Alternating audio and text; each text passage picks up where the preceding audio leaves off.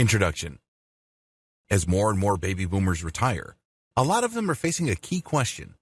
A lot of boomers have stashed away enough cash to comfortably support them throughout their golden years. Many have invested in 401k plans. Others have very robust IRA packages. Unfortunately, there's a huge chunk of senior citizens who have underfunded pensions. A lot of them are simply relying on Social Security. Others may have private pensions that don't really pay all that well. Not surprisingly, a significant percentage of baby boomers who are now retiring only choose to semi-retire.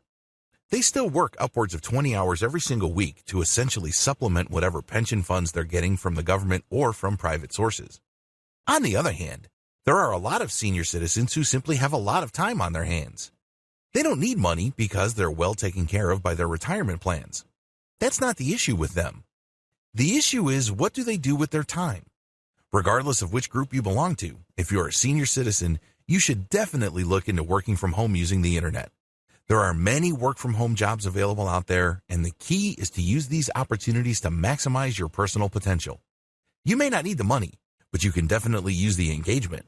Why wouldn't you want to work on something that engages your sense of curiosity, adventure, and possibility?